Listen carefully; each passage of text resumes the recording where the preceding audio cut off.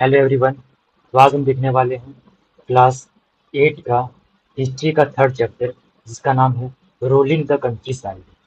और इस चैप्टर को आज हम वन शॉट में कवर करेंगे। मतलब इस वीडियो के तहत हम इस पूरे चैप्टर के जितने भी कॉन्सेप्ट हैं सारा कवर करेंगे। इसके अलावा टोटल 45 एक्स्ट्रा क्वेश्चन देखेंगे, जिसमें से आपका एमसीक्यूज के साथ साथ सब्जेक्टिव क्वेश्चन भी होगा। और वन ऑफ द इम्पॉर्टेंट चीज, हम एक्सरसाइज के क्वेश्चंस का सॉल्यूशन भी देखेंगे। और जिस तरीके से मैंने यहाँ पर क्वेश्चंस का सॉल्यूशन लिख करके मैं लाया हूँ, अगर आप उसी तरीके से पेपर में लिख देते हो तो मैं गारंटी के साथ कहता हूँ कि आपका एक नंबर भी नहीं कटेगा, आपको फुल में से फुल मार्क्स मिलेंगे। तो इसका मतलब ये है कि आप इस वीडियो पर 100% बिलीव कर सकते हो। ठीक है, तो आओ अभी इस चैप्टर को स्टार्ट करते हैं। बट चैप्टर को स्टार्ट करने से पहले आप इमेजिन करो कि आप एक फार्मर हो और आप अपने जमीन पर, आप अपने लैंड पर बहुत मेहनत से खेती करते हो, फसल उगाते हो। पर जब फसल तैयार हो जाती है ना, तो उसका एक बहुत बड़ा हिस्सा आपको किसी और को देना पड़ता है। चाहे आपके घर में खाने के लिए कुछ बचे या ना बचे, लेकिन आपको किसी और को देना ही पड़ेगा। और यही हाल था हमारे देश के फार्मर्स का 18 19 सेंचुरी में, जब ब्रिटिश ने इंडिया पर राज करना स्टार्ट करा। तो उस समय किसानों को अपने रेवेन्यू का एक बहुत बड़ा हिस्सा ब्रिटिशर्स को देना पड़ता था। ब्रिटिशर्स का मेन एम था पैसा कमाना और सिर्फ पैसा कमाना। और इसके लिए उन्होंने नई नई रेवेन्यू सिस्टम लाए, जैसे हम इस चैप्टर में देखने वाले हैं परमानेंट सेटलमेंट, महलवाड़ी सेटलमेंट और रईतवाड़ी सेटलमेंट। इसके बारे में डिटेल से हम देखेंगे। और जिसके तहत फार्मर्स को ज्यादा से ज्यादा अमाउंट में टैक्स पे करना पड़ता था, भले ही लैंड फार्मर्स का होता था, खेती फार्मर्स को करनी पड़ती थी। लेकिन इस लैंड पर जो कंट्रोल है वो ब्रिटिशर्स का होता था। जैसे एक मूवी आई थी कुछ साल पहले आमिर खान की, लगान। इसमें दिखाया गया है कि ब्रिटिश ने उस गांव का जो लगान है वो बढ़ा देता है, जिससे जो फार्मर्स हैं उनकी लाइफ मुश्किल बन जाती है। और इसी वजह से उनकी गरीबी बढ़ जाती है, जिसका नतीजा ये होता है कि वे कर्ज में दबते जाते हैं और कहीं ना कहीं उनकी जो फ्रीडम है वो भी समाप्त होती जाती है।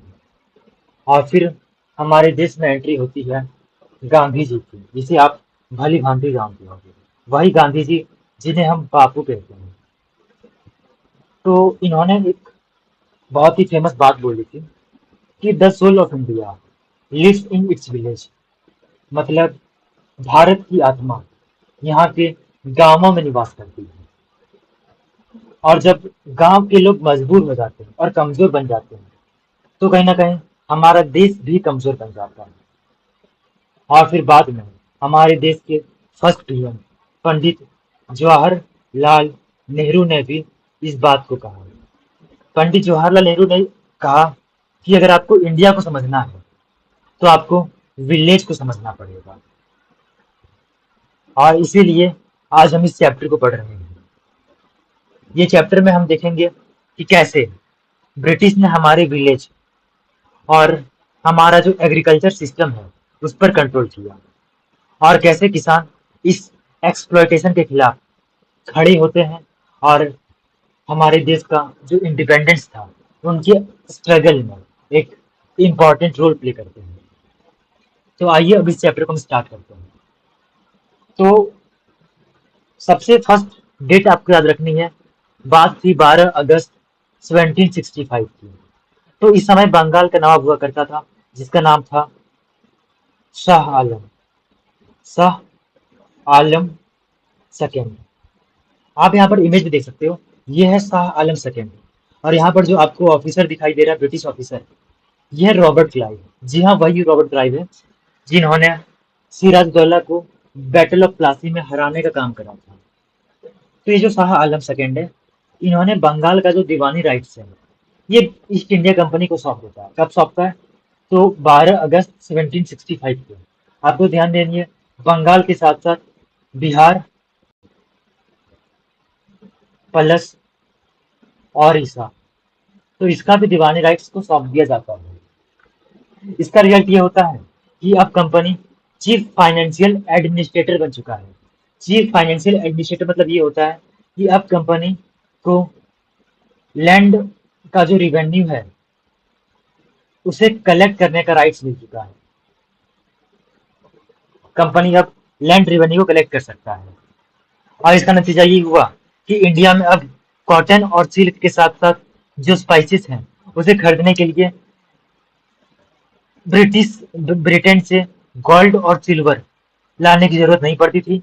यहीं से हुआ रेवेन्यू कलेक्ट करते थे और उसी का यूज हुआ यहाँ पर कॉटन सिल्क को परचेज करने के लिए किया करते थे। इसका नतीजा ये हुआ कि विद इन 5 ईयर्स कंपनी का परचेज डबल हो गया। लेकिन इससे ना एक क्राइसिस बन हुई। क्राइसिस ये बन हुई कि यहाँ के जो आर्टिसन थे, जो प्रेजेंट थे, उनके ऊपर एक बर्डन आ गया। प्रेजेंट के ऊपर में टैक्स का बर्डन आ गया और जो आर्टिसन हुआ करते थे उन्हें कहा जाता था, उन्हें फोर्स किया जाता था कि उनकी जो सामान है उन्हें काफी चीप में सेल करना पड़ता था। और इसके साथ साथ बात है 1770 की, 1770 की, तो इस समय एक अकाल पड़ा। और अकाल में हुआ क्या कि लगभग 10 मिलियन पीपल मारे गए, 10 मिलियन पीपल मारे गए। 10 मिलियन मतलब 1 करोड़ लोग मारे जाते हैं, 1 CR, 1 करोड़ लोग मारे जाते हैं। ठीक है, अब देखो सबसे फर्स्ट सवाल है, when did the Mughal emperor appoint the East India company as the diwan of Bengal. मतलब ईस्ट इंडिया कंपनी को बंगाल का दीवान कब अपॉइंट किया गया? तो अभी हमने देखा 1765। डेट क्या थी? तो डेट थी 12 अगस्त 1765। फिर नेक्स्ट क्वेश्चन है, which of the following was a result of company becoming diwan. मतलब इनमें से कौन सा रीजन है जिससे कंपनी बंगाल का दीवान बन जाती है? तो हमने भी देखा कि जो बंगाल की जो इकोनॉमी है वो कोलैप्स कर गई थी। फिर नेक्स्ट है, the famine of 1770 in Bengal killed approximately. तो कितने लोग मारे गए थे? तो 10 मिलियन पीपल मारे गए थे। Next question, what was the importance of the company becoming diwan of Bengal in 1765। तो जब कंपनी 1765 में दीवान बन जाता है बंगाल का, तो उसे उसे क्या क्या फायदा पहुंचता है? तो एक तो कंपनी जो है सो चीफ फाइनेंशियल एडमिनिस्ट्रेटर बन जाता है। सेकेंड पॉइंट, उसे रिवेन्यू कलेक्ट करने का राइट्स मिल जाता है। इसके अलावा इसका यूज वह ट्रेड को करने के लिए करते थे। इसके साथ साथ अब उन्हें ब्रिटेन से गोल्ड और सिल्वर लाने की जरूरत नहीं पड़ने लगी। इसका नतीजा ये हुआ, इसका रिजल्ट ये हुआ कि अब कंपनी की जो इकोनॉमिक पावर है वह मजबूत होना स्टार्ट हो गई। ठीक है, अब नेक्स्ट क्वेश्चन है, explain the economic crisis Bengal faced after 1765। तो 1765 के बाद बंगाल ने किस तरीके का इकोनॉमिक क्राइसिस फेस करा था?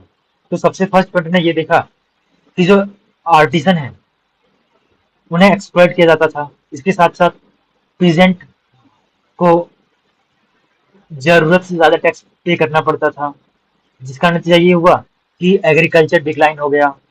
और फिर जब 1770 में बंगाल में फेमाइन आती है तो उसमें लगभग 10 मिलियन पीपल मारे जाते हैं, जिससे बंगाल की जो इकोनॉमी है वो कोलैप्स कर जाती है।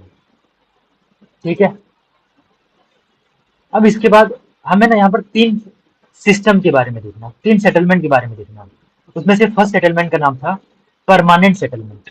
तो ध्यान देना है कि इसे इंट्रोड्यूस किया जाता है 1793 में। Very important question for MCQs. और इसे इंट्रोड्यूस करता है जिसका नाम था लॉर्ड कॉर्नवालिस। लॉर्ड कॉर्नवालिस, और इसीलिए इसे इस सिस्टम को कहा जा सकता है लॉर्ड कॉर्नवालिस सिस्टम। ध्यान देना, अगर लॉर्ड कॉर्नवालिस सिस्टम आए या फिर परमानेंट सेटलमेंट सिस्टम आए, दोनों सेम है। ठीक है, इसे लॉर्ड कॉर्नवालिस सिस्टम क्यों बोलते हैं? क्योंकि इस सिस्टम को इंट्रोड्यूस करा था लॉर्ड कॉर्नवालिस ने। अब इस सिस्टम में था क्या? तो इस सिस्टम के तहत जमींदार को अपॉइंट किया जाता था, जमींदार को लैंड ऑनर्स अपॉइंट किया जाता था। और उनका काम होता था कि पीजेंट से जो लैंड है उसका रेंट कलेक्ट करना, ठीक है। And they had to pay fix revenue to company permanently. मतलब जमींदार को बोल दिया जाता था कि तुम्हें फिक्स एक मतलब अमाउंट फिक्स किया जाता था और कह दिया जाता था कि तुम्हें इतना अमाउंट तुम्हें कंपनी को पर ईयर पे करना पड़ेगा, ठीक है। इसका एम क्या होता था? तो एम होता था कि regular income plus encourage zamindar to improve land. मतलब रेगुलर इनकम उसे पे करना पड़ता था, इसके साथ साथ जमींदार को यह मतलब इंकरेज किया जाता था कि जो लैंड का जो कंडीशन है उसे इम्प्रूव किया जाए, ठीक है। अब देखो कुछ सवाल। तो permanent settlement was introduced in, तो क्या देखा हमने 1793 में किया था। किसने किया था? तो लॉर्ड कॉर्नवालिस ने करा था, ठीक है। उसके बाद नेक्स्ट क्वेश्चन है, under the permanent settlement the revenue demand was, तो डिमांड क्या था रिवेन्यू का? तो जो मतलब हुआ क्या था, जो रिवेन्यू था उसे फिक्स कर दिया गया था, परमानेंटली फिक्स कर दिया गया था। अब उसके बाद क्या है next question, which class benefited most from the permanent settlement. देखो परमानेंट सेटलमेंट से कौन सा क्लास को बेनिफिट पहुंचा? तो ऑब्वियस सी बात है जो फार्मर्स है जो पेजेंट है उसे हर केस में नुकसान ही नुकसान पहुंचेगा। तो परमानेंट सेटलमेंट से जो जमींदार हैं उन्हें बेनिफिट पहुंचता था, ब्रिटिश ऑफिसर को क्यों नहीं पहुंचता था, हम आगे इसके बारे में देखेंगे। अब इसके बाद देखो, describe the feature of the permanent settlement. तो परमानेंट सेटलमेंट के क्या फीचर्स थे इसे डिस्क्राइब करना है। तो हमने अभी भी जस्ट देखा कि इसे 1793 में लॉर्ड कॉर्नवालिस ने इंट्रोड्यूस करा। इसमें जो जमींदार है उन्हें लैंड ओनर्स मतलब बना दिया जाता है और पीजेंट से रेंट कलेक्ट किया जाता है।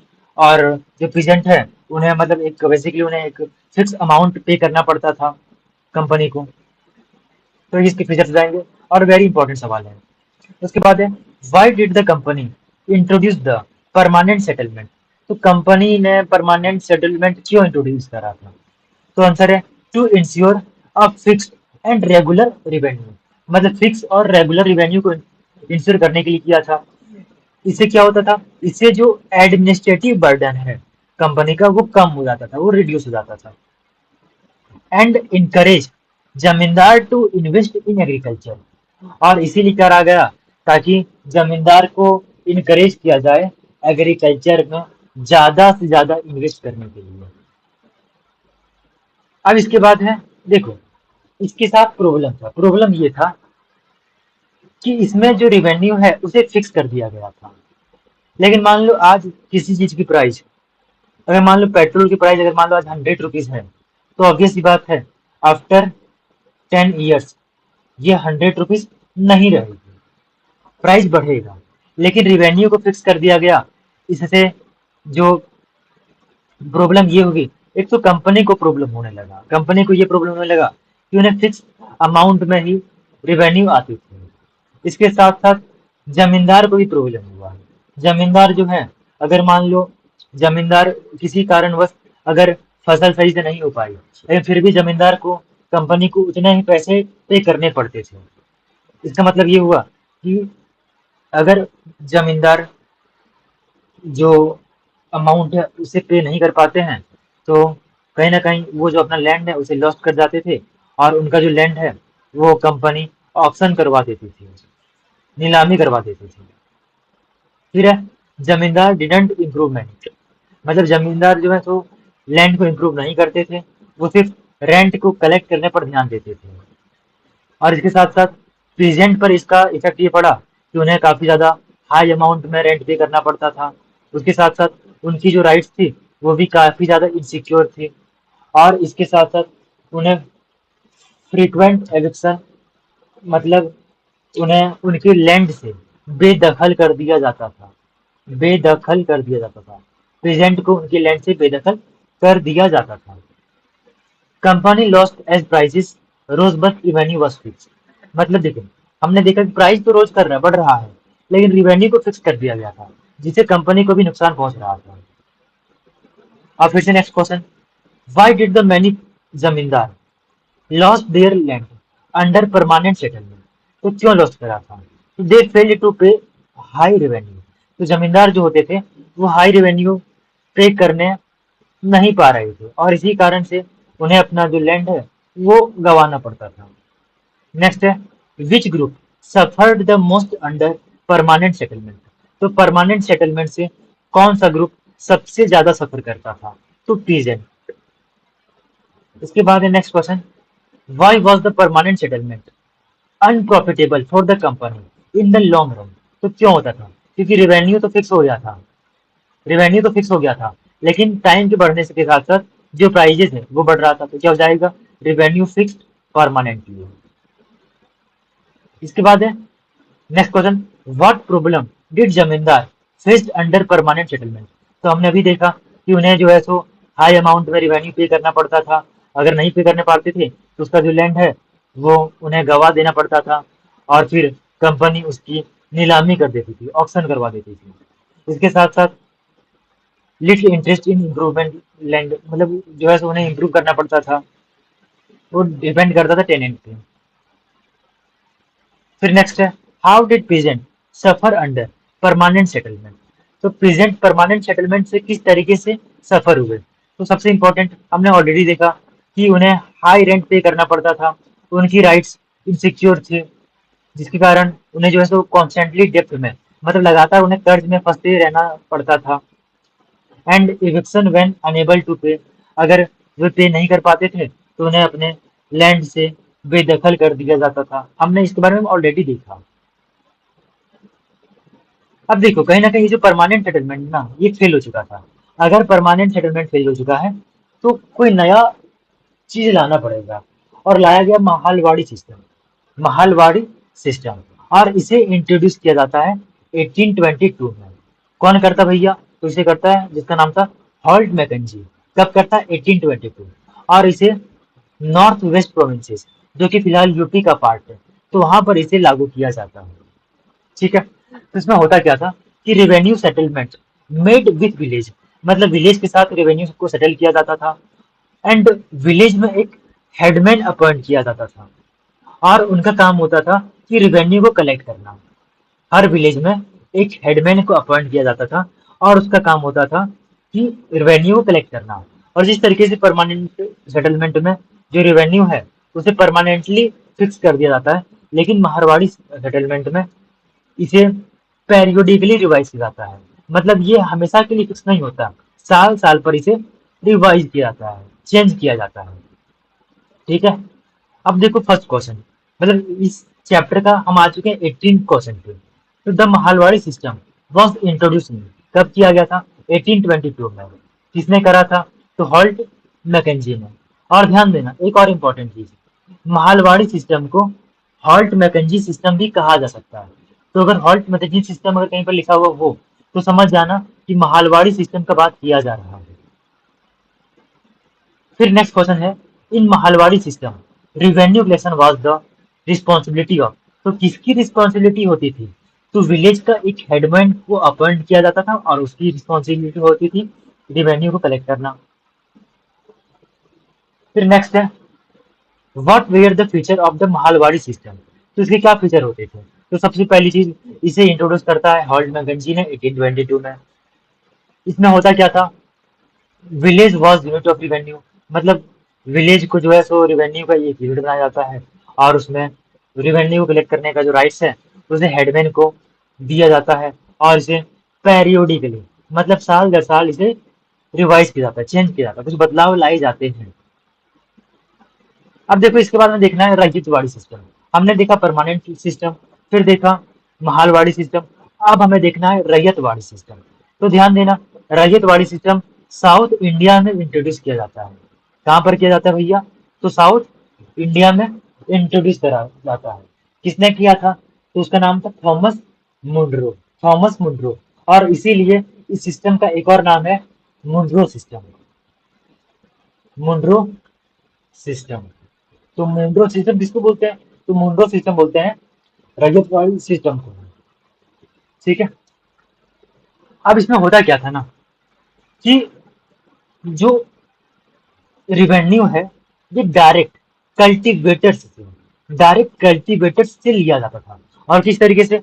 तो उनसे बात किया जाता था कि बेसिकली होता क्या था कि उनका फील्ड में सर्वे किया जाता था, ब्रिटिशर्स ऑफिसर्स अपॉइंट किए जाते थे, और उनके जो कल्टीवेटर्स, मतलब जो पीजेंट हैं, उनके लैंड में सर्वे किया जाता था और देखा जाता था कि मतलब तुम्हारी लैंड किस तरीके से है, फर्टाइल कितनी है, कितने नहीं है, और उस बेसिस पर उनका जो भी टैक्स होता था वो डिसाइड करा जाता था। और ध्यान देना, इसमें कोई भी जमींदार इन्वॉल्व नहीं होते थे। अब इस तरीके से क्यों करा गया? तो ऑब्वियस सी बात है, परमानेंट के भी कुछ नुकसान थे, कुछ प्रॉब्लम थे उसके साथ भी, उसके साथ साथ मारवाड़ी के भी कुछ प्रॉब्लम थे। तो उसके बाद इंट्रोड्यूस किया जाता है रैयतवाड़ी सिस्टम। ठीक है, और ध्यान देना, रैयतवाड़ी सिस्टम साउथ इंडिया में इंट्रोड्यूस किया हुआ है। कहाँ पर? तो साउथ इंडिया में, साउथ इंडिया में इसे इंट्रोड्यूस किया जाता है। ठीक है, और इसमें क्या था कि कल्टीवेटर्स के साथ डायरेक्ट सेटलमेंट किया जाता था, उनके फील्ड में सर्वे किए जाते थे, और उस बेसिस पर उनकी जो रिवेन्यू है वो डिसाइड की जाती थी, और इसमें जमींदार का कोई भी इन्वॉल्वमेंट नहीं होता था। फिर नेक्स्ट है कुछ question, who introduce ryotwari system? तो किसने किया? तो थॉमस मुंटो ने करा। उसके बाद in which region was the Ryotwari system introduce? तो किस जगह पर किया गया? तो साउथ इंडिया में किया गया। फिर नेक्स्ट है in Ryotwari system the revenue was settled directly. तो किसके साथ किया जाता? रैयत के बीच। रैयत क्या होता है? तो कल्टीवेटर्स के साथ डायरेक्ट सेटल किया जाता था। उसके बाद ध्यान देना, जमींदार किसमें इन्वॉल्व था? तो परमानेंट सेटलमेंट में। उसके बाद विलेज हेडमैन किसमें था? तो महालवाड़ी में। और जो रैयत है, जो कल्टीवेटर्स है, ये किसमें डायरेक्ट इन्वॉल्व होगा? तो ये इन्वॉल्व होगा डायरेक्ट रैयतवाड़ी में। तो ये ध्यान देना। अब इसके बाद है एक्सप्लेन द रैयतवाड़ी सिस्टम। अब जो हमने अभी देखा ना उसी को एक्सप्लेन करना है। तो रैयतवाड़ी सिस्टम को थॉमस मुंड्रो ने साउथ इंडिया में इंट्रोड्यूस करा था। इसमें डायरेक्टली पीजेंट के साथ रिवेन्यू सेटलमेंट किया जाता था, उनके फील्ड को मेजर किया जाता था, और उसी बेसिस पर रिवेन्यू को डिसाइड किया जाता था, और इनमें कोई भी जमींदार का इन्वॉल्वमेंट नहीं होता था। फिर देखो, इसके साथ भी ना, जितने भी हम यहाँ पर न्यूज सिस्टम देख रहे हैं सबके साथ कुछ प्रॉब्लम थी। तो प्रॉब्लम ये थी ना कि जो रिवेन्यू है, उसका जो डिमांड है वो काफी ज्यादा हाई सेट किया जाता था, और इसका नतीजा ये होता था कि पीजेंट इसे पे नहीं कर पाते थे। ठीक है, और इसके साथ साथ पे नहीं कर पाते थे, जिसके कारण वो लगातार कर्ज में दबे रहते थे, फिर वो खेती नहीं कर पाते थे, जिसका नतीजा ये होता था कि वे लोग जो है वो, उनका जो विलेज होता था वो डेजर्ट में कन्वर्ट हो जाता था, और जो एग्रीकल्चर है वो इम्प्रूव नहीं हो पाती थी। फिर नेक्स्ट क्वेश्चन है, why did the many peasant abandoned villages under new revenue system? तो बहुत सारे लोग न्यू रिवेन्यू सिस्टम के कारण जो पीजेंट हैं वो बेसिकली क्यों ये हो जाते हैं? तो रीजन क्या था कि हाई रिवेन्यू डिमांड, जो रिवेन्यू डिमांड था वो काफी ज्यादा हाई था। फिर नेक्स्ट है, why did the new revenue system make peasant wealthy farm? Sorry, did the new revenue system make peasant wealthy farm? क्या जो नया रिवेन्यू सिस्टम आया, क्या इस सिस्टम से फार्मर्स अमीर हुए, फार्मर्स को इसका फायदा पहुंचा? तो ऑब्वियस सी बात है, नहीं पहुंचा, तो हो जाएगा नो। नेक्स्ट है, why did the new revenue system fail? तो क्यों फेल हुआ? तो हमने देखा अभी कि जो रेवेन्यू का जो डिमांड था वो काफी ज्यादा हाई था, जिसे प्रेजेंट पे नहीं कर पाते थे। ठीक है, जिसका देयरफॉर मैनी फ्लड विलेजेस, और इसका कारण ये होता था कि जो एग्रीकल्चर है वो इम्प्रूव नहीं हो पाती थी। अब इसके बाद है क्रॉप्स फॉर यूरोप। तो होता क्या था ना कि जो ब्रिटिशर्स होते थे वो बहुत ही होशियार होते थे। वे लोग धीरे धीरे हमारे देश के जो फार्मर्स हैं उन्हें फोर्स करते थे, जो पीजेंट को फोर्स करते थे, जिस चीज का डिमांड यूरोप की इंडस्ट्रीज में काफी ज्यादा होता था, उस चीज को लगाने के लिए ब्रिटिशर्स हमारे देश के पीजेंट को फोर्स करते थे, जबरदस्ती कहते थे कि तुम इसी चीज की खेती करोगे। जैसे बंगाल में इंडिगो को लगाने के लिए फोर्स किया जाता था, इसी तरीके से बिहार में ओपियम को, फिर बंगाल में जूट को, असम में टी को, महाराष्ट्र और पंजाब में कॉटन को, फिर पंजाब बेसिकली वीट जैसे पंजाब में, इसके साथ साथ शुगर कैन यूपी में, और राइस मद्रास में लगाने के लिए फोर्स किया जाता था। इसमें से जो इंडिगो हुआ करती थी ना, indigo most important for glue dyeing in textile. तो इंडिगो बेसिकली एक तरीके का फसल होता था जिसका यूज जिसका यूज कपड़ों को रंगने के लिए किया जाता था, टेक्सटाइल को डाइंग करने के लिए किया जाता था। ठीक है। अब देखो इसके बाद, अब यहाँ पर जैसे जो असम में जो टी का प्लांटेशन है ना, तो बेसिकली ब्रिटिशर्स का ही देन है। अब इसके बाद है which crop was grown in Bengal for making blue dyeing. तो कौन सा क्रॉप बंगाल में उगाया जाता था ब्लू डाइन के लिए? तो कौन सा हो जाएगा? इंडिगो।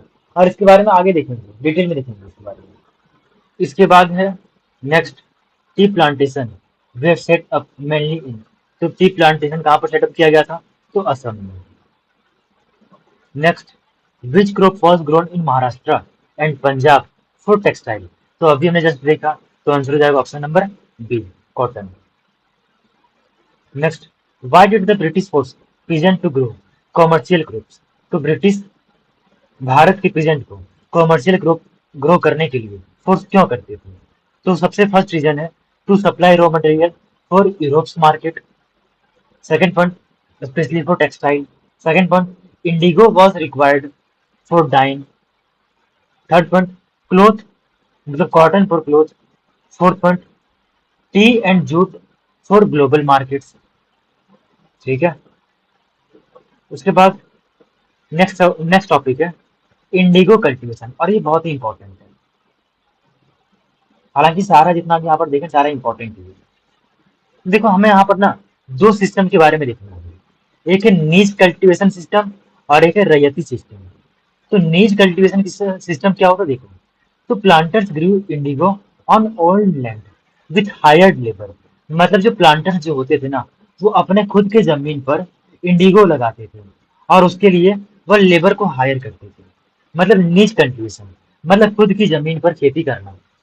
और सेकंड है रैयती सिस्टम। तो इसमें होता क्या था कि peasant force to grow indigo on 25% of land got advance loan trapped in depth.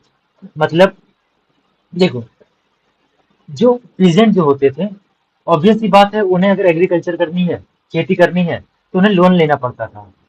और जो प्लांटर्स जो होते थे या फिर जो बड़े बड़े जो लोग होते थे, तो वे लोग पीजेंट को एक ही शर्त पर लोन देते थे। लोन देने से पहले उन्हें बोलते थे कि मैं तुम्हें लोन दे दूंगा, लेकिन तुम्हारा जितना भी लैंड होगा उसका टोटल 25% लैंड पर तुम्हें इंडिगो ग्रो करना पड़ेगा। क्या करना पड़ेगा? इंडिगो ग्रो करना पड़ेगा। और फिर वो इंडिगो ग्रो करते थे। और फिर होता क्या था वो, कि लगातार वो डेप्थ में फंसते जाते थे, कर्ज में लगातार वो फंसते जाते थे। ठीक है। इंडिगो के साथ एक प्रॉब्लम थी, प्रॉब्लम ये थी कि आप जिस लैंड पर इंडिगो लगाते हो ना, वो लैंड आपका बंजर बन जाएगा। जिस लैंड पर आप इंडिगो लगाते हो वह लैंड आपका बंजर बन जाएगा। मतलब वो लैंड आपका किसी काम का फिर से आपका नहीं रहेगा। ठीक है। तो देखो इसके साथ प्रॉब्लम क्या थी, तो लैंड शॉर्टेज हो जाता था, आपकी जमीन है वो बंजर बन जाती थी। उसके साथ साथ लेबर शॉर्टेज का भी प्रॉब्लम होता था। सॉइल एग्जॉस्टेशन मतलब जो फर्टिलिटी है वो समाप्त होने लगता था। इसके साथ साथ जो प्रेजेंट है वो एक्सप्लॉइट हो जाते थे, वो लगातार कर्ज में दबे रह जाते थे। अब देखो नेक्स्ट सवाल है, which system involve present growing Indigo on their own land under contract. तो कौन से सिस्टम के तहत इंडिगो मतलब जो प्रेजेंट होते थे उन्हें आ, खुद की जमीन पर खुद के लैंड पर इंडिगो उगाना पड़ता था? तो कौन सा हो जाएगा? रैयती। अभी जस्ट मैं देखा यहाँ पर ये वाला पॉइंट 25% पर करना पड़ता था, तो रैयती सिस्टम हो जाएगा। नेक्स्ट भैया, अंडर नीच cultivation who work on the field. तो कौन काम करता था? तो हायर्ड लेबर। फिर है Indigo plant affected soil because. तो क्यों अफेक्ट पड़ता था? क्योंकि उसकी जो फर्टिलिटी है वो खराब हो जाती थी, एग्जॉस्ट हो जाती थी। नेक्स्ट है differentiate between nij and ryoti system of indigo cultivation. तो अभी हमने देखा, इसके बारे में आपको लिखनी है। तो क्या है नीज में क्या देखा हमने? ऑन प्लांटर्स ऑन लैंड मतलब प्लांटर्स अपने खुद के जमीन पर कल्टीवेशन करते थे। इसके लिए वे लेबर को हायर करते थे और ये काफी ज्यादा उन्हें कॉस्टली पड़ता था, डिफिकल्ट टू एक्सपेंड। लेकिन होता क्या था कि अगर एक बार आपने अगर इंडिगो को अपने लैंड पर लगा लिया तो आपकी जो लैंड है उसकी फर्टिलिटी, सॉइल की फर्टिलिटी समाप्त हो जाती थी। रैयती में क्या होता था, तो रैयती में जो पीजेंट हैं उन्हें फोर्स किया जाता था 25% लैंड पर इंडिगो ग्रो करने के लिए। इसके लिए उन्हें एडवांस में लोन दिया जाता था, जिसका नतीजा ये होता था कि वो लगातार जो डेप्थ है, जो कर्ज है, उसके साइकिल में फंस जाते थे और उनकी जो सेल सॉइल है उनकी फर्टिलिटी समाप्त हो जाती थी। नेक्स्ट है द ब्लू रिबेलियन। तो ध्यान देना ये हुआ था 1859 में हुआ था। तो कहानी थी 1859 की। बंगाल के जो पीजेंट थे उन्होंने मना कर दिया कि भैया हम जो है सो इंडिगो ग्रो नहीं करेंगे। क्यों नहीं करेंगे? क्योंकि इससे हमारे जो लैंड की जो फर्टिलिटी है वो बर्बाद हो जा रही है, जिससे हमारी जो रोजी रोटी है उसका भी सवाल यहाँ पर उठा जा रहा है। अगर हमारी लैंड नहीं रहेगी, हमारी जमीन नहीं रहेगी तो हम खेती किस पे करेंगे, और अगर हम खेती नहीं कर पाएंगे तो हम खाएंगे क्या? और इसीलिए जो बंगाल के जो पीजेंट है वो इंडिगो ग्रो करने से रिफ्यूज कर जाते हैं, मना कर देते हैं। और फिर वह जो फैक्ट्रीज हैं उन पर अटैक करना स्टार्ट करते हैं और जो प्लांटर्स के जो एजेंट हुआ करते थे उनका बॉयकॉट करते हैं। और सबसे इम्पोर्टेंट चीज, जो वुमेन है उन्होंने भी इस फाइट में एजेंट का साथ दिया। इसके साथ साथ जो जमींदार थे और जो हेडमैन थे इन्होंने भी एजेंट का सपोर्ट करा। क्यों करा? क्योंकि पास्ट में जमींदार और हेडमैन भी ब्रिटिश के सिस्टम से अफेक्ट हो चुके थे। और 2 साल पहले, मतलब बात थी 1857 का, तो हम हिस्ट्री का 5th चैप्टर में हम 1857 का रिवोल्ट के बारे में देखेंगे, रिवॉल्ट के बारे में देखेंगे। तो 2 साल पहले अंग्रेजों के खिलाफ इंडियन ने एक बहुत खतरनाक रिवोल्ट भाई कर चुका था। तो कहीं ना कहीं अंग्रेजों को फिर से डर लग रहा था कि अगर हम इस चीज को सॉल्व नहीं करेंगे ना तो फिर से 1857 जैसा रिवोल्ट हो सकता है। और इसीलिए 1860 में एक कमीशन बनाया जाता है जिसका नाम था इंडिगो कमीशन। कब इसको बनाया जाता है? तो 1860 में। ठीक। अब नेक्स्ट देखो, नेक्स्ट सवाल है when did the blue rebellion take place. तो कब बना हुआ था? तो 1859 में। Who supported peasant in the indigo rebellion. तो किसने किसने करा था? तो जमींदार और विलेज के जो हेडमैन थे उसने करा था। अगर मान लो विमेन आए तो वो भी आप लिख देना। नेक्स्ट है why was the Indigo commission setup. क्यों किया गया था? ताकि जो प्लांटर्स हैं उनका जो प्रैक्टिस है वो किस तरीके से काम कर रहा है उसे इन्वेस्टिगेट किया जा सके। मतलब होता क्या था ना कि जो प्लांटर्स होते थे वो फार्मर्स को जबरदस्ती इंडिगो का जो कल्टीवेशन है उसमें लिप्त कराते थे, इसमें इन्वॉल्व कराते थे। अब नेक्स्ट है describe the blue rebellion of 1859। तो जो ब्लू रिबेलियन हुआ उसे डिस्क्राइब करना है। तो हमने ऑलरेडी देखा कि thousands of people refuse to grow indigo and they attacked factories, they boycott planters agent and also blue rebellion was supported by zamindars and headman. और इसके साथ साथ वुमेन्स ने भी इसमें पार्टिसिपेट करा था। तो आप इसे पॉइंट वाइज लिखना। ये आपका फर्स्ट पॉइंट हो गया, ये आपका सेकेंड पॉइंट हो गया, ये आपका भैया थर्ड पॉइंट हो गया, ये आपका फोर्थ पॉइंट हो गया, ये आपका फिफ्थ पॉइंट हो गया। तो आपको इस तरीके से लिखना है। अब इसके बाद है नेक्स्ट, जो हमने देखा कि 1860 में इंडिगो कमीशन को बनाया गया, ब्रिटिशर्स ने बनाया।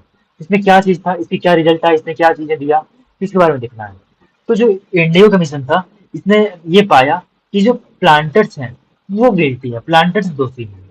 वे जबरदस्ती फार्मर्स को जो है सो इंडिगो लगाने के लिए मजबूर कर रहे हैं, फोर्स कर रहे हैं। और फिर इसके साथ साथ इसने ये डिक्लेयर करा जो इंडिगो कल्टीवेशन है ये अनप्रॉफिटेबल है। मतलब किसानों को इससे कोई फायदा नहीं पहुंच रहा है। क्यों नहीं पहुंच रहा है? क्योंकि उसकी जमीन है वो बंजर होती जा रही है। एंड रैयत कुड रिफ्यूज फ्यूचर कॉन्ट्रैक्ट।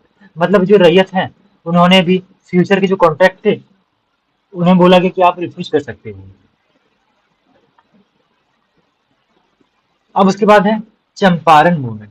अब देखो इसका नतीजा ये होगा ना कि हुआ क्या कि देश के बाकी जगह में जो इंडिगो इंडिगो कल्टीवेशन है उसे मतलब इलीगल घोषित कर दिया जाता है। लेकिन अभी भी बिहार में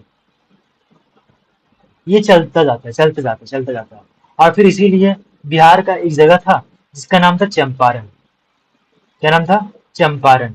तो वहां पर पीजेंट ने एक प्रोटेस्ट करा, मूवमेंट करा। कब करा था? तो 1817 में। तो चंपारण मूवमेंट कब हुआ था? 1817 में। और ध्यान देना, वेरी इंपॉर्टेंट चीज, चंपारण मूवमेंट को लीड कर रहा था महात्मा गांधी ने। महात्मा गांधी ने।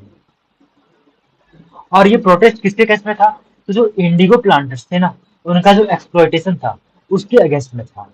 और सबसे इंपॉर्टेंट चीज, गांधी जी भारत, साउथ अफ्रीका से वापस आए थे 1915 में। और 2 साल तक, 2 इयर्स तक भारत के विलेज में भारत की यात्रा करते हैं। और फिर वह जगह जगह घूमते हैं और देखते हैं कि लोगों की क्या समस्याएं हैं। और 2 साल बाद, मतलब 1917 में, उन्होंने पहला मूवमेंट करा, जो था चंपारण मूवमेंट। और यह फर्स्ट मेजर गांधीयन मूवमेंट था। और इसके बाद वह लगातार मूवमेंट करते जाते हैं। ठीक है। अब देखो सवाल, इंडिगो कमीशन वाज सेटअप इन, तो कब किया गया था? तो 1860 में किया गया था। नेक्स्ट है, Champaran movement was started in, कब हुआ था? तो 1920 में हुआ था। नेक्स्ट है, who led the Champaran movement, तो भाई इतना आसान सवाल, महात्मा गांधी। इसके बाद नेक्स्ट है, what was the result of Indigo commission, तो इंडिगो कमीशन क्या रिजल्ट थे? जिसमें प्लांटर्स को क्रिटिसाइज किया गया और बोला गया कि जो इंडिगो वो कल्टीवेशन है, ये अनप्रॉफिटेबल है, प्रेजेंट के लिए अनप्रॉफिटेबल है, प्रेजेंट को इससे कुछ फायदा पहुंच नहीं रहा है। And allowed them to refuse future contract, तो प्रेजेंट जो प्लांटर्स के साथ जो फ्यूचर में जो कॉन्ट्रैक्ट करा था कि 25% लैंड में आपको इंडिगो उगानी पड़ेगी, तो उसे आप रिफ्यूज कर सकता था, मतलब मना कर सकता था, अब लगाने की जरूरत नहीं थी। फिर नेक्स्ट है, explain the Champaran movement of 1970, तो इसमें देखो क्या है, Gandhi ji visited Bihar, exposed exploitation of indigo peasant and began Champaran movement. और ये जो है सो marked Gandhian entry into Indian national politics. और फिर इसके साथ ही गांधी जी ने भारत की जो राजनीति थी उसमें एंट्री लेता है, उसमें कदम रखता है। अब देखो, अब हमें करना है एक्सरसाइज के सवाल। तो सबसे पहले हम देखने वाले हैं मैच द फॉलोइंग। तो देखो भाई बताओ, रैयत का आंसर क्या होगा? तो रैयत किसको बोलते थे? तो रैयत होता था पीजेंट, तो ये हो जाएगा फर्स्ट का। महल क्या होता था? तो महल होता था विलेज, तो ये हो जाएगा सेकेंड का। निज मतलब क्या होता था? देखो, निज और रैयती हमने दोनों देखा था। तो निज क्या होता था? तो निज के तहत जो प्लांटर्स होते थे वो अपना खुद का लैंड पर कल्टीवेशन करते थे, तो क्या हो जाएगा? निज हो जाएगा। Cultivation on planters on land, मतलब ये हो जाएगा थर्ड का। और रैयती क्या होता था? तो जो रैयती जो होते थे, जो रैयत जो होते थे, जो पीजेंट होते थे, वो खुद के लैंड पर कल्टीवेशन करते थे, तो ये हो जाएगा रैयती। तो ये फोर्थ का हो जाएगा। इसको नेक्स्ट है, fill in the blanks. First है, growers of woad in Europe so dash as the crop which would provide competition to their earning, तो इसका आंसर हो जाएगा इंडिगो।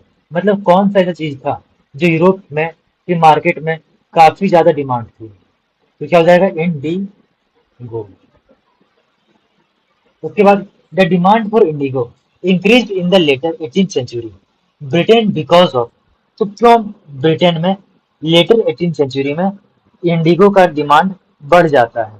इसीलिए बढ़ जाता है because of the expansion of cotton production as a result of industrialisation which is turn created and enormous demand of cloth dyeings, मतलब basically cloth के डाइंग के लिए, because of cloth dying.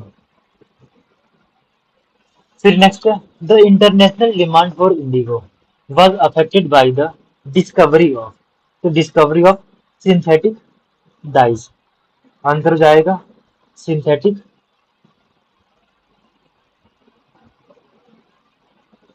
Synthetic dies. Next है, the Champaran movement was against, तो किसकी against में था? तो चंपारण मूवमेंट अभी हमने देखा इंडिगो प्लांटर्स के अगेंस्ट में था, प्लांटर्स। के अगेंस्ट में था। अब नेक्स्ट है, वेरी इंपॉर्टेंट सवाल है ये, describe the main feature of permanent settlement. हमने ऑलरेडी देखा कि इसे 1793 में लॉर्ड कॉर्नवालिस ने इंट्रोड्यूस करा था। इसमें जमींदार को लैंड का ऑनर बनाया जाता है और उन्हें कहा जाता है कि तुम पीजेंट से रिवेन्यू कलेक्ट करो। और इसके साथ साथ एवरी ईयर के लिए बेसिकली ये क्या होता था कि जो परमानेंट सेटलमेंट में जो रिवेन्यू होता था उसे फिक्स कर दिया गया था। ठीक है, रिवेन्यू डिमांड वॉज परमानेंट, हमने ये देखा, मतलब ये चेंज नहीं होता था।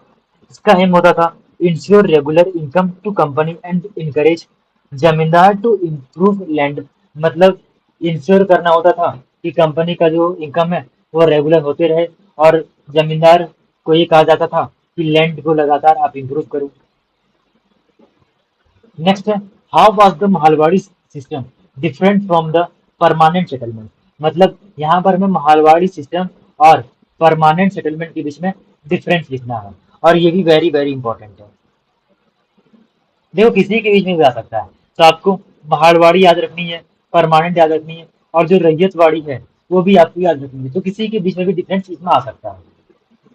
तो हमने ऑलरेडी देखा कि जो परमानेंट सेटलमेंट है इसमें आप ध्यान दोगे, इसमें आप कॉलम की फॉर्म में लिखोगे, यहाँ पर लिखोगे परमानेंट सेटलमेंट और यहाँ पर मारवाड़ी सेटलमेंट, और first point, second point, third point, first point, second point, third point, आप इस तरीके से अंतर लिखोगे। तो परमानेंट सेटलमेंट कब इंट्रोड्यूस करा गया था, तो 1793 में। किसने करा था, तो नाम भी लिख देना, लॉर्ड कॉर्नवालिस ने करा था। कहाँ पर करा गया था, तो बंगाल में किया गया था। फिर सेटलमेंट मेड विथ जमींदार के साथ किया जाता था, और इसमें जो रेवेन्यू है वो परमानेंटली फिक्स कर दिया गया था। मालवाड़ी में क्या था, तो 1822 में किया गया था। ठीक है, तो ये कहाँ पर किया गया था, तो नॉर्थ वेस्ट प्रोविंसेस, जो कि फिलहाल यूपी में है। किसने करा था, तो हॉल्ट मैकेंजी ने करा था। इसमें क्या था कि महल बनाए जाते थे, और महल में एक हेडमैन को इंट्रोड्यूस किया जाता था, और उनको बोला जाता था कि तुम उस गांव का जो रिवेन्यू है उसे कलेक्ट करोगे। और इसमें जो रिवेन्यू जो होता था वो पेरियोडिकली रिवाइज किया जाता था, मतलब साल साल पर इसे चेंज किया जाता था, ये हमेशा के लिए फिक्स नहीं होता था। तो आपको ये पता होना चाहिए, और ये बहुत इंपॉर्टेंट सवाल है। नेक्स्ट है, give to problem which arose which arose with the new Monroe system of fixing revenue। तो न्यू मोन्ड्रो सिस्टम के हमें दो प्रॉब्लम को हमें अगर बताना है। तो मोन्ड्रो सिस्टम क्या था, तो मैंने पहले ही बोला कि रैयतवाड़ी सिस्टम क्या था, रैयतवाड़ी सिस्टम। तो रैयतवाड़ी सिस्टम के दो प्रॉब्लम हमें लिखना है, हमने ऑलरेडी देख कर रहा था। तो क्या था, revenue demand was too high, revenue demand जो था वो काफी ज्यादा हाई था। पीजेंट कुड नॉट पे, जिसका नतीजा तो पीजेंट जो है सो पे नहीं कर पाते थे। Many peasant had to leave village, जिसका नतीजा ये होता था कि बहुत सारे पीजेंट अपना विलेज छोड़ देते थे, और फिर उनकी जो लैंड है वो डेजर्ट बन जाती थी।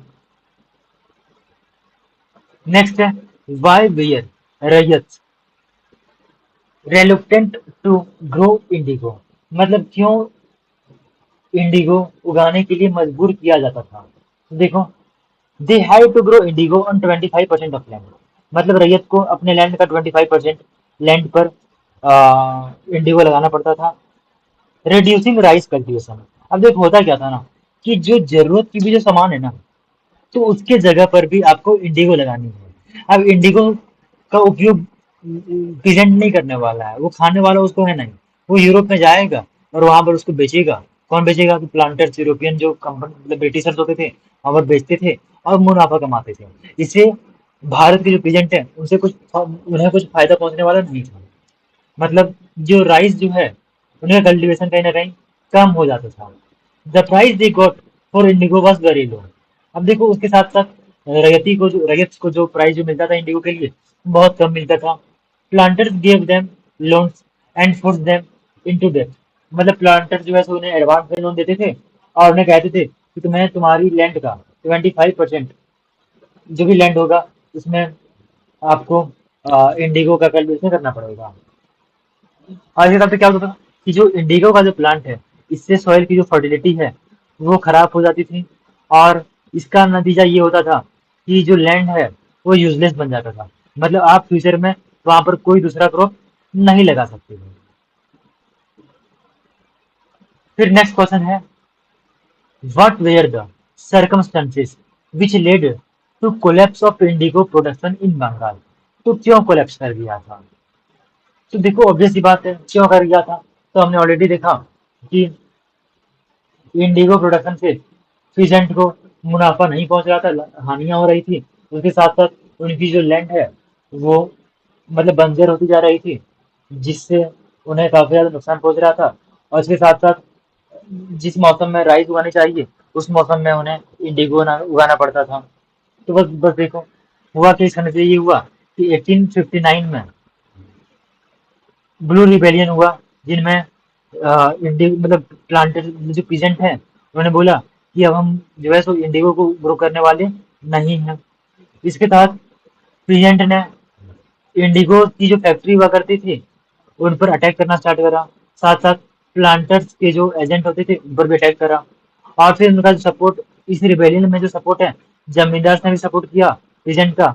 इसके साथ साथ विलेज का जो हेडमैन है उन्होंने भी सपोर्ट किया। इसका नतीजा ये हुआ कि ब्रिटिश गवर्नमेंट ने इंडिगो कमीशन को अपॉइंट किया 1860 में। और उसने ये बोला कि ये जो इंडिगो कल्टीवेशन है ये अनप्रॉफिटेबल है। और फिर ये बोला कि जो रैयत हैं ये इसे आप ग्रो करने से मना कर सकते हो।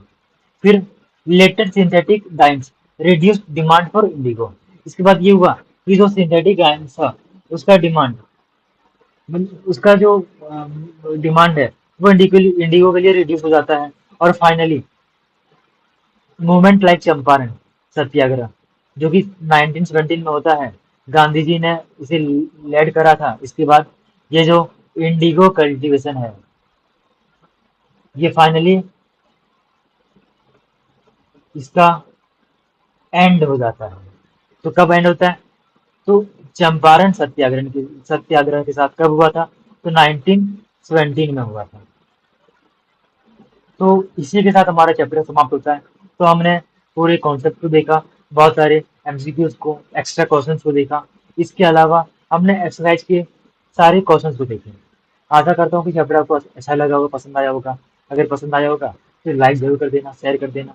इसके साथ साथ चैनल को जरूर सब्सक्राइब कर लेना। इसी तरीके से हम पूरे सिलेबस को कवर करने वाले हैं। Thank you. मिलते हैं एक नए चैप्टर के साथ एक नेक्स्ट वीडियो में।